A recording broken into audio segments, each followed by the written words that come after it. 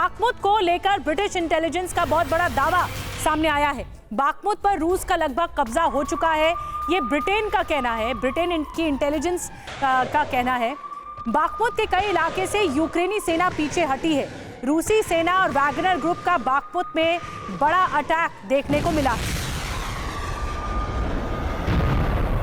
तो देखिए, इस बार जो दावा है वो ब्रिटिश इंटेलिजेंस की तरफ से किया जा रहा है। डिटेल के साथ आपको बताते हैं कि ब्रिटिश इंटेलिजेंस विभाग ने अपनी रिपोर्ट में क्या दावा किया है, क्या कहा है बाखमुत को लेकर। यह साफ कर दिया गया है ब्रिटिश इंटेलिजेंस की तरफ से कि देखिए, अब बाखमुत पर रूस का कब्जा हो गया है।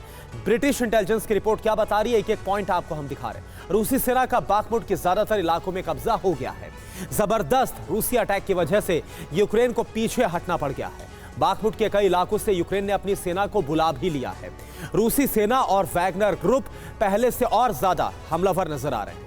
पिछले 48 घंटों में रूस का फिर से कई जगहों पर कब्जा हुआ है, क्योंकि बीच में हमने देखा वो दौर भी आया कुछ दिनों का जिसमें यूक्रेनी सैनिकों की तरफ से एक बार फिर से बाखमुत में जबरदस्त स्ट्राइक हो रही थी।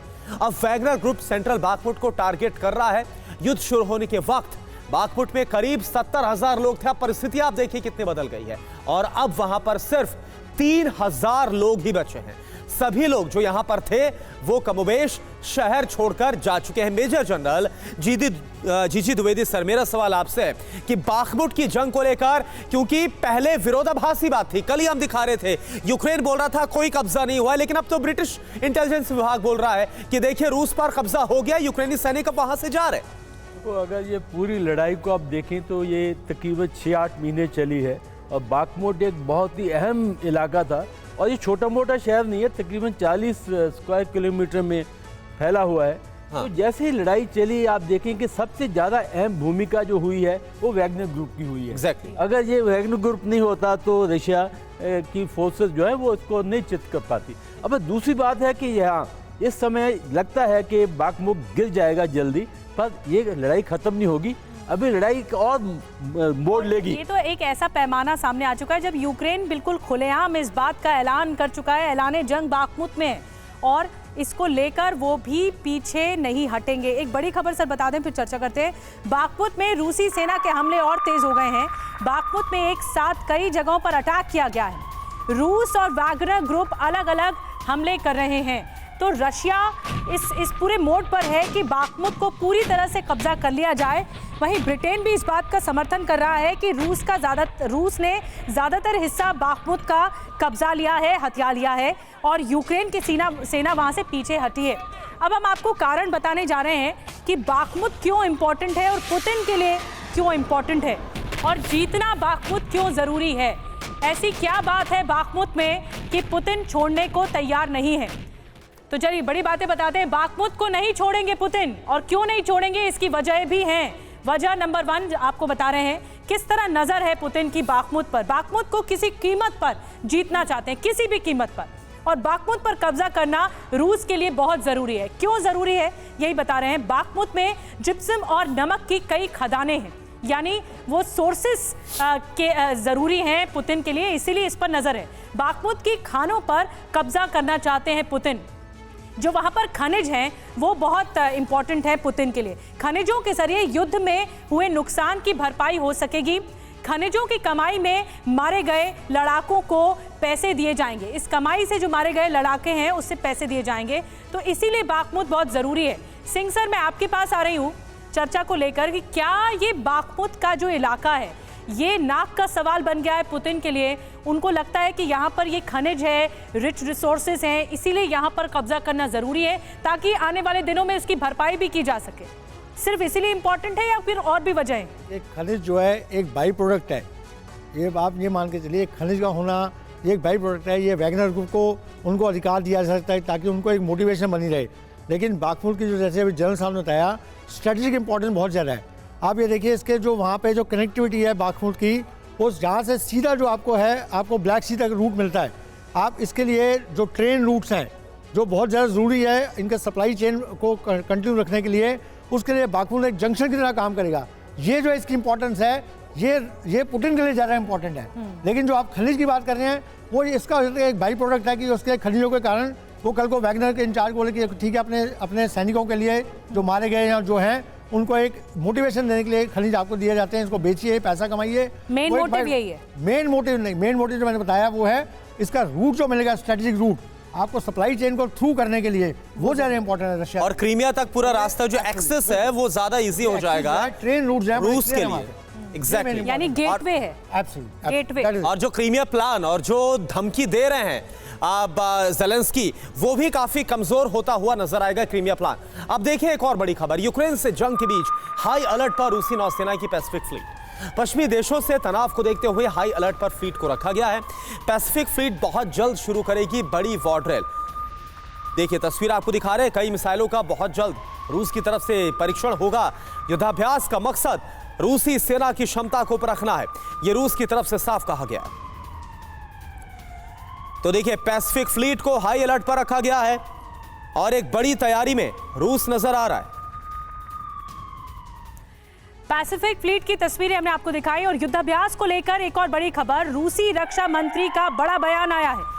एशिया पैसिफिक रीजन में तनाव को देखते हुए वॉर ड्रिल की जा रही है। सर्गेई शोइगु का बयान आया है, अमेरिका और साउथ कोरिया ने भी वॉर ड्रिल की है, तो इसलिए हम पीछे क्यों रहें। ये सीधा सा संदेश है, अमेरिका और साउथ कोरिया ने भी वॉर ड्रिल की है। सर्गेई शोइगु का ये बड़ा संदेश।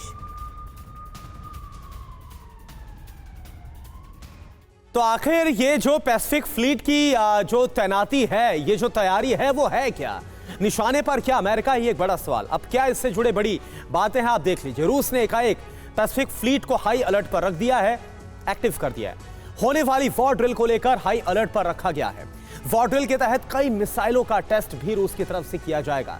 इस वॉर ड्रिल में परमाणु लैस रणनीतिक बम वर्षक भी शामिल हैं। पैसिफिक फ्लीट की वॉर ड्रिल में कई युद्धक टैंक भी शामिल किए गए हैं, तो इस लिहाज से जो पैसिफिक फ्लीट है उसकी वॉर ड्रिल को अंजाम दिया जा रहा है। और एक और जानकारी करुणा सामने आई है कि एकाएक ये वॉर ड्रिल क्यों हो रही है, क्यों इतना एक्टिवेटेड फॉर्म में दिखाई दे रहा है। एशिया पैसिफिक रीजन में अमेरिका की मौजूदगी से रूस परेशान है। ये दरअसल ये प्रेशर पॉइंट है रूस के लिए कि अमेरिका की जो दखलंदाजी है वो परेशान कर रही है। कुछ दिन पहले यूएस साउथ कोरिया ने एयर वॉर ड्रिल की थी और इस वॉर ड्रिल पर रूस ने कड़ी प्रतिक्रिया दी थी। अमेरिका को दिखाने के लिए अब रूस का युद्धाभ्यास हो रहा है कि हम किसी से कम नहीं है। सेना को हर वक्त वॉर के लिए अलर्ट रखना चाहता है रूस। यही बात आप जीजी द्विवेदी सर ऐड ऑन कर रहे थे, फिर मैं आऊंगी सर आपके पास। देखिए जो पैसिफिक है ये बहुत अहम ओशन है और अमेरिका अपने को पैसिफिक पावर कहता है और मानता आया है, तो उसका पैसिफिक पर होल्ड होना बहुत ज़रूरी है। तो चाइना ने अभी जैसे साउथ चाइना सी में, ईस्ट चाइना सी में, तो वो सीधा उसको टक्कर दे रहा है। और जो नॉर्दर्न साइड में रशिया का जो पैसिफिक फ्लीट है उसकी एक और बड़ी भूमिका है। उन्होंने अभी नॉर्दर्न रूट खोला है। नॉर्दर्न रूट जो है स्कैंडिनेविया होते हुए ये अटलांटिक में जाएगा, तो ये दमुहा पैसिफिक फ्लीट है, पैसिफिक में भी जाएगा और अटलांटिक ओशन में भी जाएगा, तो इसकी बहुत ही अहमियत बढ़ गई है। ठीक है राजाराम पांडा सर, मेरा सवाल आपसे, ये जो सीधे पैसिफिक फ्लीट को एक्टिव करना और यहां पर जैसे सर बता रहे थे कि जो अमेरिका की दखलंदाजी सबसे ज्यादा है, प्रभुत्व ज्यादा है, तो क्या सीधी चुनौती है रूस की अमेरिका को इसके जरिए, और अगर चुनौती है तो फिर आप क्या परिणाम देख रहे हैं? ये एक्चुअली ये जो मिलिट्री ड्रिल्स और वार गेम्स जो ये कर रहे हैं, जैसे for example America and south Korea ने किए, ये उसका मेरे हिसाब से ये रशिया के साथ कंपैरिजन करना डायरेक्टली उचित नहीं होगा, क्योंकि ये वार गेम का और मिलिट्री ड्रिल्स का टारगेट था नॉर्थ कोरिया। क्योंकि नॉर्थ कोरिया के साथ जो नॉर्थ कोरिया का जो मिसाइल डेवलपमेंट प्रोग्राम, ये न्यूक्लियर डेवलपमेंट प्रोग्राम जो हो रहा है, एंड ये एनुअल एक्चुअली एक्सरसाइजेस वगैरह होता है, और ये नॉर्थ कोरिया ये कहता है कि ये दोनों कंट्री अमेरिका और साउथ कोरिया ये एक रिहर्सल फॉर इवेंचुअल इन्वेजन, इसीलिए ये हो हल्ला करता है नॉर्थ कोरिया। और दूसरी चीज़ अगर हम देखें, ये सब एक्चुअली वो यूज़ कर रहे हैं ये सब जो ये methods as a kind of deterrence, ये as a kind of deterrence कि हम रेडी हैं, तो आप होशियार रहो। That is the message actually वो भेजना चाहते हैं। ठीक है। नहीं अतुल सर, टाइमिंग को लेकर एक सवाल उठ रहा है, इस टाइमिंग में ये सब कुछ होना। देखिए टाइमिंग, जैसे कि प्रोग्राम के शुरू में जनरल साहब ने कहा था कि ये जो वॉर है अब समुद्र की ओर बढ़ रही है, सी फ्रंट की ओर बढ़ रही है, ठीक है, ब्लैक सी की तरफ बढ़ रही है। और आपके प्रोग्राम का हमारे यहाँ पर आज का फोकस भी क्राइमिया रहा है बेसिकली। तो क्राइमिया में जैसे ही ये सी फ्रंट की तरफ वॉर बढ़ेगी तो आप ज़्यादा नेवल एक्टिविटी देखेंगे। नेवल एक्टिविटी सिर्फ आप रशिया की नहीं देखेंगे, नेवल एक्टिविटी यूक्रेन के पास तो कोई नेवल फोर्सेस ज़्यादा है नहीं, बेसिकली बाकी मुल्कों की फोर्सेस और आएंगी और ये वॉर ज़्यादा बड़ी होने का स्कोप बढ़ जाता है। समंदर में भी शांत नहीं रहेगा और समंदर में भी जो जंग है वो और ज्यादा उग्र होती हुई दिखाई देगी। एक बड़ी खबर बता दें फिर चर्चा करते हैं। रूस ने बनाया नया इलेक्ट्रॉनिक वॉरफेयर सिस्टम। जी हाँ, सूत्र बता रहे हैं कि नए इलेक्ट्रॉनिक वॉरफेयर सिस्टम की रेंज 36,000 किलोमीटर है। जमीन से आसमान तक दुश्मनों पर कहर ढा सकता है ये इलेक्ट्रॉनिक वॉरफेयर सिस्टम। अब ये है क्या, इसकी क्या खासियत है और ये कितना खतरनाक असर युद्ध पर डालेगा, ये तमाम बातें, तमाम डिटेल्स आपको बिग बॉल के जरिए करुणा शंकर पहुंचा रहे हैं। बिल्कुल निधि, और आपने जो बताया, ये जो अहम जानकारी दी, 36,000 किलोमीटर की जो रेंज है, यानी आप समझिए कि दुनिया के लगभग तमाम जो देश हैं वो इस इलेक्ट्रॉनिक वॉरफेयर सिस्टम के जद में है। बहुत खतरनाक है इलेक्ट्रॉनिक वॉरफेयर हथियार। अब क्या इसके बारे में जानकारी है, आप जरा देखिए। रूस ने नया इलेक्ट्रॉनिक वॉरफेयर सिस्टम तैयार कर लिया है। सोर्स हम ये बतला रहे हैं, इलेक्ट्रॉनिक वॉरफेयर सिस्टम पहले के मुकाबले बेहद खतरनाक हो गया है, बेहद शक्तिशाली हो गया। कैसे? 36,000, इसको ध्यान दीजिए, 36,000 किलोमीटर दूर तक वॉरफेयर सिस्टम की जो रेंज है वो हो गई, यानी कि अपने टारगेट को साध सकता है। जमीन, आसमान और समंदर में कहर बरपाने की जो ताकत है वो ये वॉरफेयर सिस्टम रखता है। जियो स्टेशनरी ऑर्बिट में स्पेस क्राफ्ट को दबाने में भी ये काफी हद तक सक्षम है, इसकी इतनी ज्यादा ताकत है। अंतरिक्ष में मौजूद सैटेलाइट को भी तबाह करने की इसमें पूरी क्षमता है, यानी कि जो हम बात करते हैं स्पेस वॉर की बात करते हैं, वहां पर भी एक बड़ी तैयारी नजर आ रही। दुश्मनों के इलेक्ट्रॉनिक हथियारों को पूरी तरह से तबाह कर सकता है ये इलेक्ट्रॉनिक वॉरफेयर सिस्टम। तो इसको लेकर द्विवेदी सर, मैं आपसे जानकारी हासिल करना चाहूंगा। इस वॉर के बीच में हमने तमाम हथियार देखे, ऐसे ऐसे हथियार देखे जो कि बहुत बड़ी तबाही ला सकते हैं। अब इन सब के बीच 36,000 किलोमीटर तक अगर टारगेट को साधने वाले ये सिस्टम तैयार कर लिया है रूस ने, तो ये उसके लिए कितनी बड़ी ताकत साबित हो सकता है? देखो, इलेक्ट्रॉनिक वॉरफेयर जो है, आजकल की लड़ाई में इलेक्ट्रॉनिक वॉरफेयर बहुत ही अहम भूमिका निभाता है, क्योंकि ज़्यादा जो लड़ाई है आजकल स्पेस में है। तो ये आज अभी हमें स्पेस को देखना है। स्पेस में क्या क्या है, उसमें सैटेलाइट्स हैं, सैटेलाइट्स के ज़रिए आप पूरा इलेक्ट्रॉनिक वॉरफेयर जो है उसको आप एक मोमेंटम देते हैं और उसके ऊपर निर्भर रहता है। दूसरा है कि अगर आप एक दूसरे के इलेक्ट्रॉनिक वॉरफेयर के साथ आप न्यूट्रलाइज कर देते हैं तो आपको बहुत एडवांटेज मिलता है, क्योंकि जितने भी हथियार हैं उनके अंदर इलेक्ट्रॉनिक वॉरफेयर बहुत ही अहम भूमिका है, क्योंकि वो उसी के ऊपर चलते हैं। तो अगर आपकी बढ़त है स्पेस में, आपको एडवांटेज है, तो आप दूसरे को हथियार को नकारा कर सकते हैं। जैसे अभी खबर आई थी, छोटा सा कमेंट, तबाही कितनी मचती है इससे? देखिए, बहुत ये तबाही, छोटा सा कमेंट, बिल्कुल ये तबाही जो है आपको दिखेगी नहीं पर होगी। ये आजकल वॉरफेयर जज साहब बता रहे हैं, ये नेट सेंट्रिक वॉरफेयर है। इसमें जितने आपके एयरक्राफ्ट हैं, शिप्स हैं, वेपन्स हैं, सब इलेक्ट्रॉनिक कंट्रोल्ड हैं, मतलब कम्युनिकेशन के थ्रू कंट्रोल्ड है। ये पूरा इसको अगर आप जैम कर रहे हैं, इफेक्ट कर रहे हैं, तो ये सब यानी किसी शरीर में जैसे दिल होता, दिमाग होता है, उसको खत्म कर दिया तो शरीर किसी काम का नहीं। निधि, नकारा कर देते हैं। सैटेलाइट के थ्रू होता है। रूसी हमले में आर्टेमोव्स्क में भारी तबाही मची है। रूस ने आर्टेमोव्स्क में भारी बमबारी की। शहर में जगह जगह बिल्डिंग पूरी तरह से बर्बाद हो गई। ये तस्वीरें देखिए, ये एरियल शॉट हम आपको दिखा रहे हैं और इसके जरिए आप अंदाजा लगा सकते हैं कि कितनी तबाही मची होगी। अलग अलग जगह पर बिल्डिंगें गिर चुकी हैं, जमींदोज हो चुकी हैं और उनमें से धुएं उठते हुए दिख रहे हैं, धुआं उठता हुआ दिख रहा है। भीषण आग लग गई है, बमबारी की गई है इस इलाके में। शहर शहर तबाह होते हुए दिखाई दे रहे हैं। ये अलग अलग दो तस्वीरें बता रही हैं कि आक्रामकता और भीषणता हमलों की इस युद्ध में लगातार जारी है। और पांडा सर, कुछ देर पहले हम ब्रेक के दरमियान ही चर्चा कर रहे थे कि अंत क्या है इसका, कब तक चलती रहेगी जंग और कब तक हम इस तरह की तस्वीरें देखते रहेंगे, इतनी खतरनाक और इतनी डेंजरस तस्वीरें? एक्चुअली अंत तो होना ही है, क्योंकि कोई भी युद्ध ये इंडिफिनिटली तो चलेगा नहीं। तो जितना लंबा वो चलता रहेगा इतना बर्बादी होगा, प्रॉपर्टी नुकसान होगा, लोग मरेंगे। ये कोई भी कंट्री, कोई भी नेशनलिटी कोई चाहता नहीं है, तो इसीलिए उसका अंत एक दिन तो होना ही हो रहा है। चाहा है तभी तो रहा है, अगर चाह नहीं होती तो युद्ध खत्म नहीं हो जाता। नहीं, अभी इसको खत्म करने के लिए उसका हमारा जो ये लीडिंग जो कंट्रीज है उनका जो लीडर्स है, पॉलिटिकल लीडर्स, वो कुछ डिस्कस करना चाहिए। ठीक है, लेकिन द्विवेदी सर पहुंच के डिप्लोमेसी का एक्चुअली अभी काफी बड़ा इंपॉर्टेंट रोल है। एग्जैक्टली लेकिन सर वहां पर हम बहुत कुछ होता देख नहीं रहे। बयानात तो बहुत कुछ होते हैं लेकिन कुछ कॉन्क्रीट नहीं है, ऐसा लग रहा है स्टेप नहीं उठाया जा रहा है। द्विवेदी सर ये तो पता है कि अंत तो होगा, लेकिन कब होगा? जब यूक्रेन पूरी तरह से तबाह हो जाएगा, खंडर हो जाएगा, तब अंत होगा। देखो आजकल ये समझना चाहिए कि हम जो युग में है, ये जिसको बोलते हैं हाइब्रिड वॉरफेयर युग, इसमें कन्वेंशनल लड़ाई हो रही है, अनकन्वेंशनल लड़ाई हो रही है, वैगनिक ग्रुप भी आ रहे हैं, तो इलेक्ट्रॉनिक वॉरफेयर हो रहा है, तो इसलिए लड़ाई का रूप बदलता है। कन्वेंशनल से भी जो डॉनबास में हो रही है वो लो इंटेंसिटी भी हो रही है, अनकन्वेंशनल भी हो रही है। तो मुझे लगता है ये कन्वेंशनल से लो इंटेंसिटी की तरफ जाएगा, हाइब्रिड वॉरफेयर की तरफ जाएगा, और ये युद्ध जो है अलग अलग शक्लें बदलेगा। फिर कहीं मैरीन सी पावर पे चले जाएगा, और कहीं कहते हैं कि it will be more of a sea warfare. ठीक है, तो यानी कि युद्ध सिर्फ अपना दायरा बढ़ाता हुआ ही नजर आएगा। अभी ऐसा नहीं लग रहा है कि हाल फिलहाल में युद्ध थमेगा, और अमेरिका तो बोल ही चुका है कि 2023 में तो आप ये मानकर चलिए कि युद्ध चलेगा ही। अभी अब देखिए एक और बड़ी खबर, पुतिन को वैगनर चीफ प्रिगोजिन येवगेनी की चौंकाने वाली सलाह। वैगनर चीफ ने शांति पहल और डिफेंसिव होने की सलाह दी है। वॉर के एक्टिव फेज को रोकना रूस के हित में होगा। देखिए बोल कौन रहा है, येवगेनी प्रिगोजिन जो कि वैगनर चीफ हो, ये बोल रहे हैं रूस को डिफेंसिव रुख अब लेना चाहिए।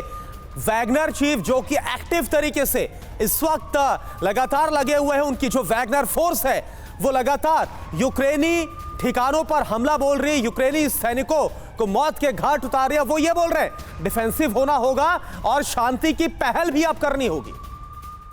बिल्कुल करुणा, और वैगनर के रुख के बाद कुछ गंभीर सवाल उठ रहे हैं। आइए उन पर नजर डाल लेते हैं कि आखिर क्यों वैगनर का ये जो यू टर्न है वो क्यों सामने आया। 5 बड़े सवाल हम आपके सामने रख रहे हैं। वैगनर चीफ, पहला बड़ा सवाल, वैगनर चीफ अचानक शांति की बात क्यों करने लगे, क्योंकि येवगेनी लगातार इस तरह तबाही मचा रहे थे।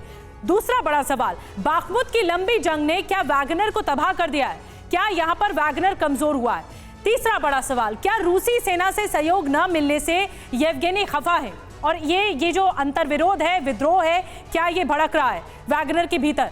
चौथा बड़ा सवाल, वैगनर चीफ येवगेनी क्या यू टर्न लेने वाला है। पांचवा बड़ा सवाल, क्या पुतिन वैगनर चीफ की शांति की सलाह पर अमल करेंगे।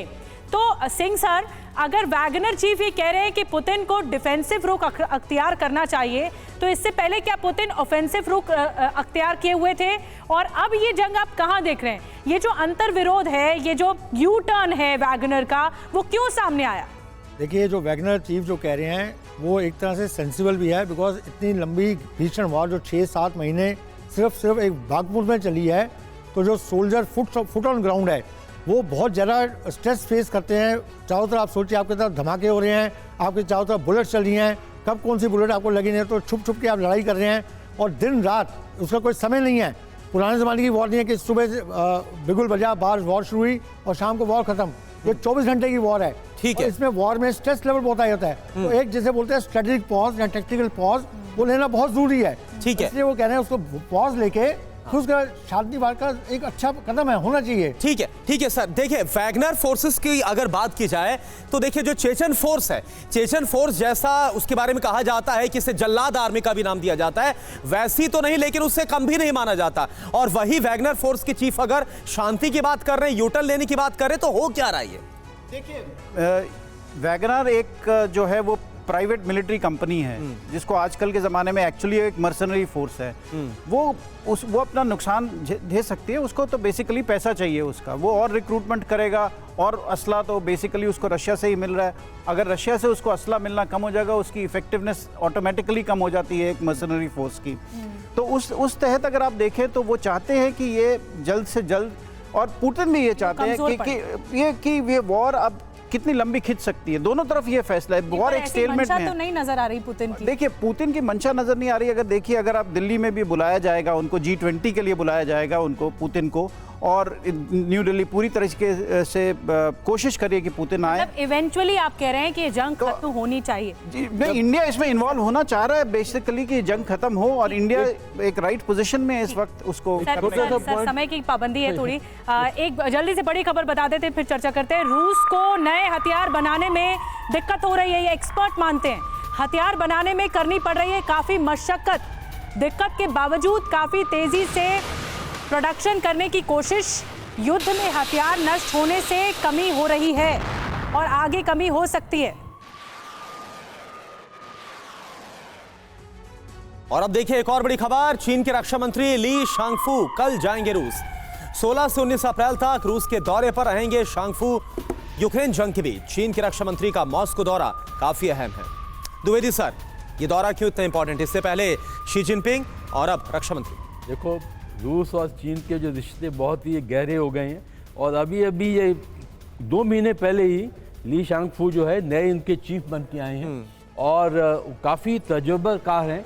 और बात यह है कि इनकी जो डिफेंस फॉरेन पॉलिसी अभी एक ही पन्ने पर है, और ये बहुत ही ज़रूरी है, क्योंकि अगर ये ग्रुप दोनों का ग्रुप है और एक वैश्विक बदलाव आ रहा है, तो चीन और रशिया की जो फौजें हैं और उनकी फॉरेन पॉलिसी एक ही पन्ने पर होनी चाहिए। और जो आखिरी बात मैं आपको बताना चाहता हूं कि देखिए, ये पता है कि ये युद्ध जो है ये जल्दी खत्म होने वाला बहुत नहीं शॉर्ट में रक्षा के क्षेत्र में कोई बड़ी साझेदारी देख सकते हैं युद्ध के बीच में? देखो, एक रोड़ा अटका हुआ है कि चीन ने बोला है कि हम हथियार नहीं देंगे, तो वो चाहेंगे कि हमें हथियार मिल जाए। ठीक है।